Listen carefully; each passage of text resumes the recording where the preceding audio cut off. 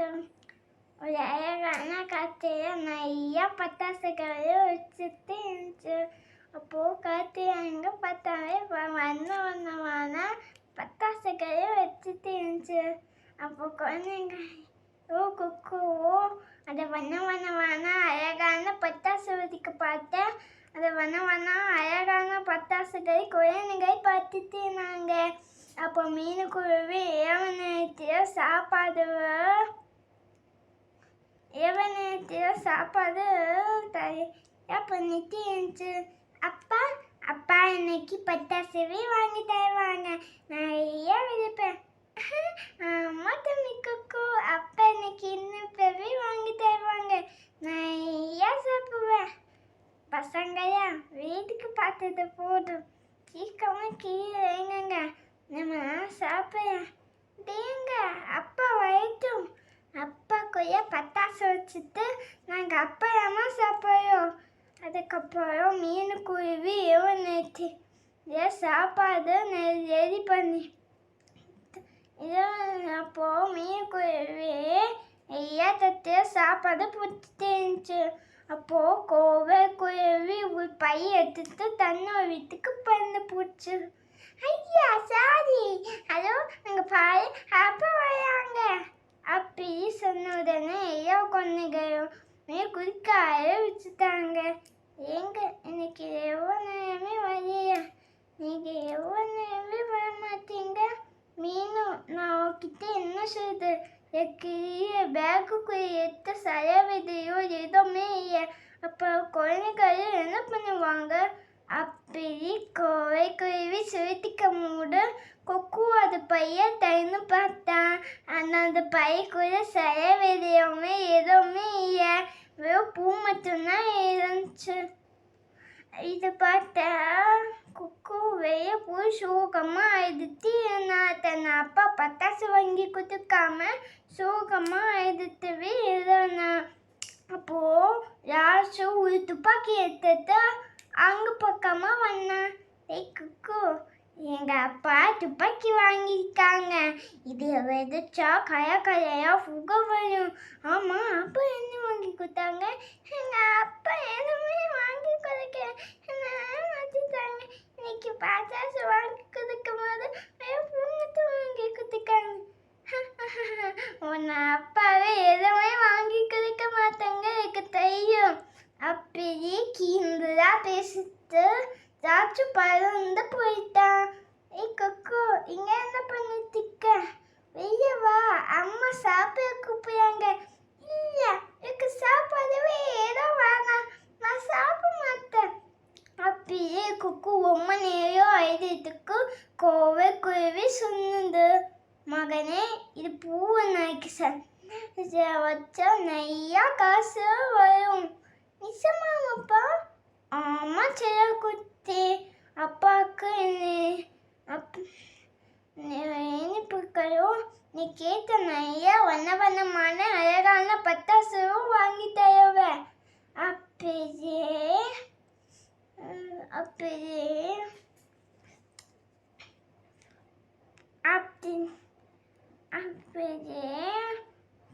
குக்கு சமாதானப்படுத்திட்டு சாப்பிட ஆரம்பிச்சிச்சு. அப்புறம் குழந்தைகள் சாப்பிட்டு குங்கிட்டாங்க. அப்போ மீனுக்குருவியோ கோவையோ அது பூவை வச்சு அழகாய பண்ணிட்டு இருந்தாங்க. மழைக்காலையே வந்தது. இன்னைக்கு காத்திர தீபாவளி கொண்டாட்டம். அப்போ மீனுக்குருவியோ கோவை குருவியோ அது பூவை மார்க்கெட்டுக்கு விற்கிற மார்க்கெட்டு போனாங்க.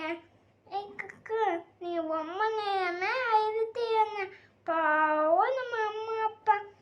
எனக்கு பட்டாசு எடுக்கணும்னு ரொம்ப ஆசையாக இருக்கு, ஆனால் அவங்க எப்பவுமே பட்டாசு வாங்கி தருவாங்க. அப்போ அம்மாக்கோ அப்பாக்கோ ஏதோ ஒரு புதுக்கையா அப்படி சொன்னுதுன்னு குழந்தைகள் வீடு முழுவதுமா வண்ண வண்ணையா பூக்கையா வச்சுட்டுனாங்க. அப்போ மீனுக்குருவியோ கோவை குருவியோ அந்த பூவை மார்க்கெட்டே விற்றுட்டு இருந்தாங்க.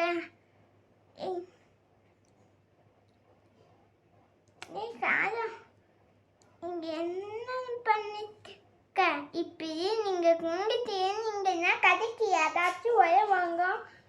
ஞானி ஓகிட்டு என்ன செய்யுது போடும் எல்லாத்தையும் விசில் பண்ணுங்க.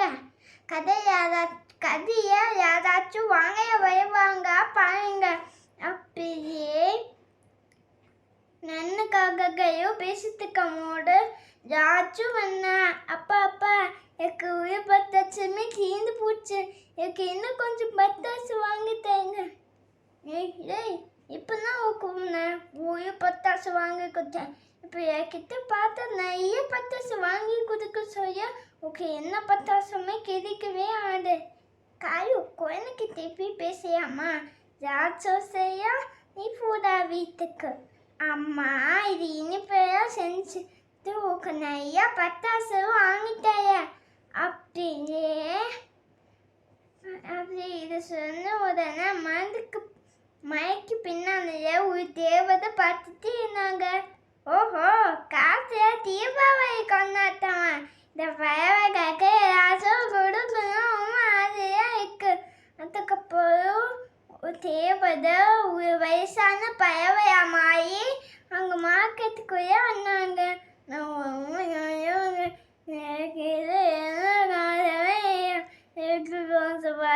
வாங்கி குதிக்கீங்க. வயசான குருவி ஓசிய பத்தாசு கேட்கியா, என்கிட்ட எதுவும் இல்லை இங்கேருந்து போயிடு. அப்படியே அது வயசான பாட்டி காகங்க கதைக்கு போனாங்க. காங்கங்களே பசங்க வந்தாங்க. எனக்கு இது என்ன காசு எனக்கு கொஞ்சம் வாங்கி தரீங்க. பாட்டி உங்ககிட்ட எதுவும் இல்லை இங்கேருந்து போயிங்க. போங்க இங்கே நாங்கள் தரமாட்டோம், இங்கேருந்து ஓடி போயிங்க. அப்படியே அது வயசான பாட்டினா அது என்ன பறவைகளுமே வயசான பாட்டிக்கு எதுவுமே குடிக்கவே இல்லை.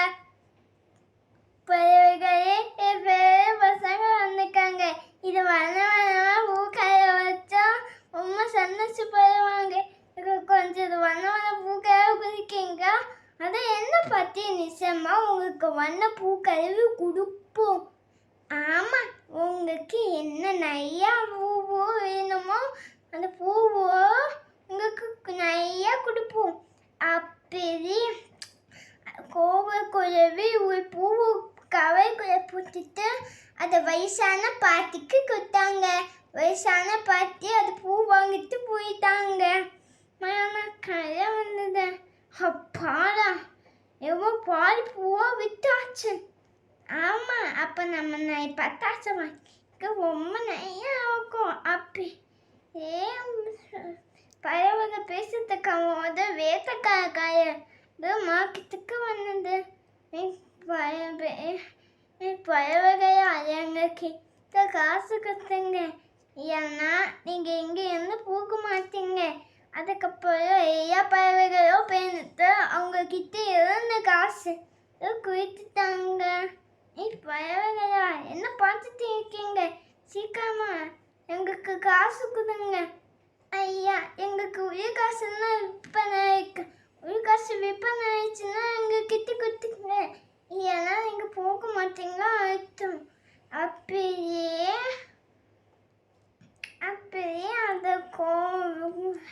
அது வேட்டக்காரக்காரங்க கொக்கு கிட்ட அது வண்ண பூக்கையா கீழே போட்டுட்டு அதுக்கப்புறம் அது வேட்டக்காரக்காரருக்கு அது காசு வாங்கிட்டு போயிடுச்சு.